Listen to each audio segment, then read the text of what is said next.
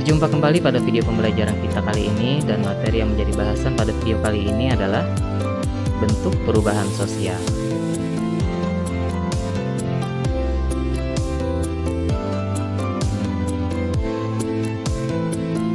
Dulu kalian masih duduk di bangku sekolah dasar, dan sekarang sudah duduk di kelas 12 SMA. Gak terasa sudah mau lulus ya? Kalau kita kaitkan dengan bentuk perubahan sosial, hal tersebut termasuk ke dalam bentuk perubahan apa ya kira-kira?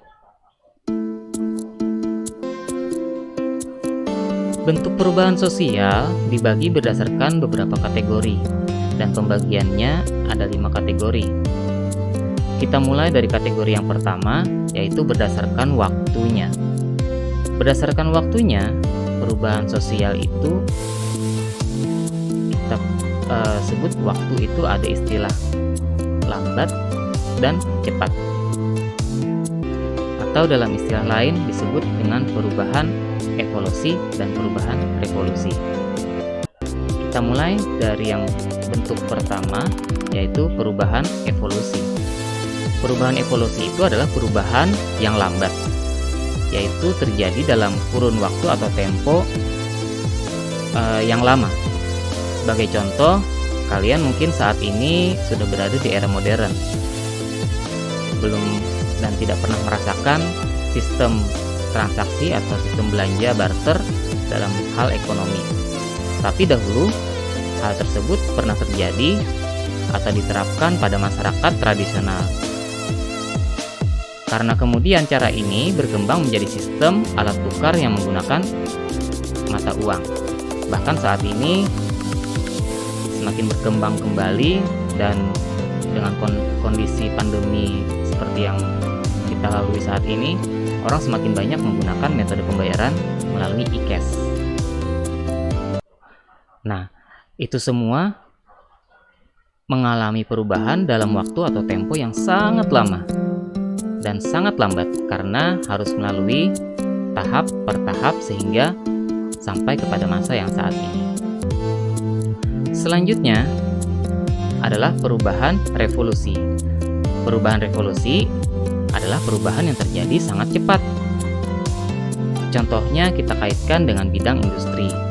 Perubahan atau revolusi industri di mana yang tadinya sistem produksi mengandalkan tenaga manusia dan pada akhirnya berkembang menggunakan tenaga mesin karena berkaitan dengan prinsip-prinsip efisien dan efektivitas. Hal tersebut berlangsung begitu cepat ya.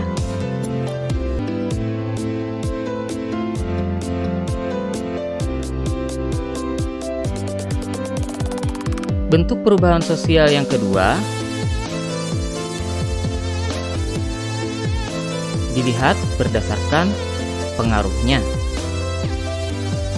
Kalau kita pahami perubahan sosial berdasarkan pengaruhnya, maka dibagi menjadi 2 kembali. Yang pertama adalah berpengaruh besar, dan yang kedua, perubahan tersebut berpengaruh kecil. Perubahan besar di sini artinya adalah perubahan tersebut berpengaruh kepada seluruh masyarakat dan diikuti oleh perubahan-perubahan yang lainnya. Contohnya dalam urbanisasi, fenomena urbanisasi di sini seperti yang kalian ketahui bahwa perpindahan penduduk desa ke kota akhirnya berdampak pada kemacetan, kemiskinan karena mungkin gagal bersaing secara ekonomi atau kompetensi dan lain-lain. Berikutnya adalah perubahan kecil. Perubahan kecil artinya perubahan yang berpengaruh hanya pada sebagian masyarakat atau golongan tertentu saja. Contohnya adalah perubahan mode pakaian atau tren fashion karena hanya diikuti oleh beberapa kalangan atau orang-orang yang tertentu saja.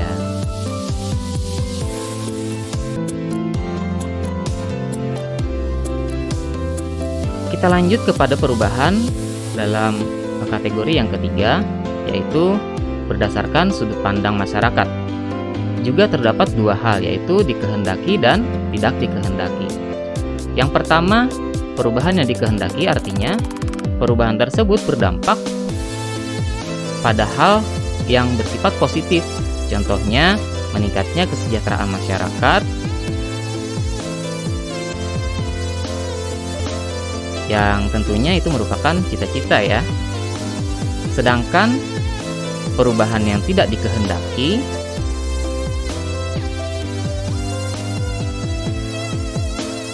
adalah sebagai contoh pemutusan hubungan kerja atau PHK akibat krisis moneter misalkan, yang hal tersebut memunculkan bertambahnya angka pengangguran yang pada akhirnya berdampak negatif bagi masyarakat.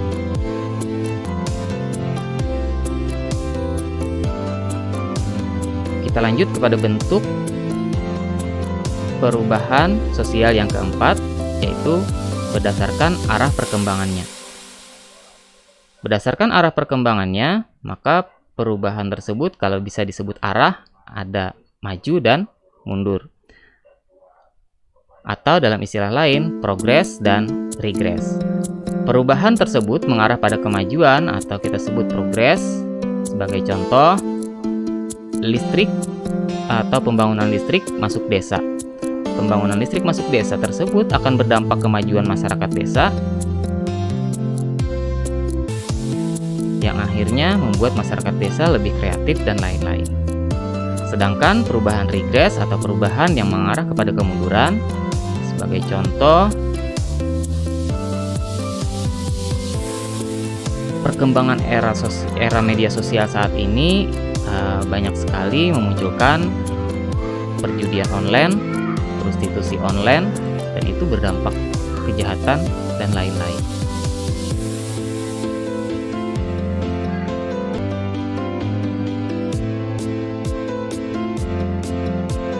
Kita lanjut kepada bentuk perubahan atau perubahan yang kelima. Yang kelima ini berdasarkan struktur dan proses.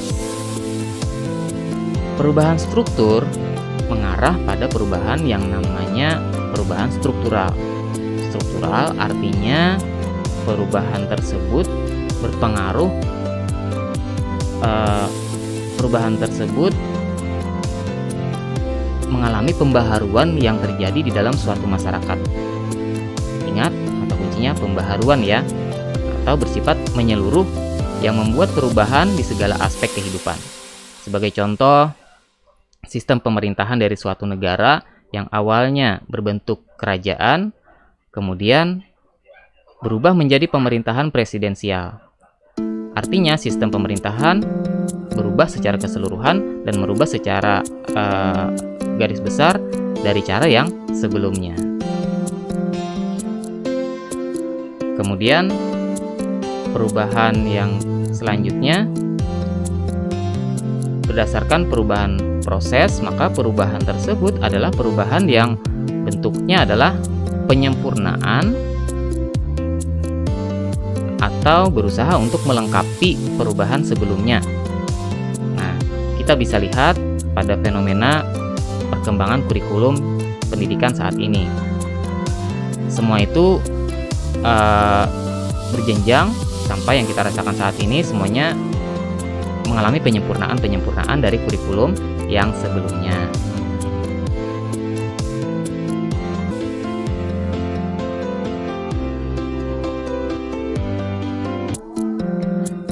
Nah, itu tadi bentuk-bentuk perubahan sosial, dan kita simpulkan kembali bahwa bentuk-bentuk perubahan sosial terbagi menjadi 5 kategori.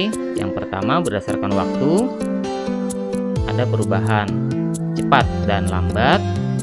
Kemudian berdasarkan pengaruhnya, ada perubahan besar dan perubahan kecil. Kemudian berdasarkan sudut pandang masyarakat, ada perubahan yang dikehendaki dan perubahan yang tidak dikehendaki. Kemudian berdasarkan arah perkembangan, terdapat perubahan maju dan perubahan mundur atau istilahnya progres dan regres. Dan yang kelima, berdasarkan struktur dan proses, terdapat perubahan struktural dan perubahan proses. Itu dulu untuk video kali ini, dan sampai berjumpa kembali pada video kita selanjutnya. Selamat belajar.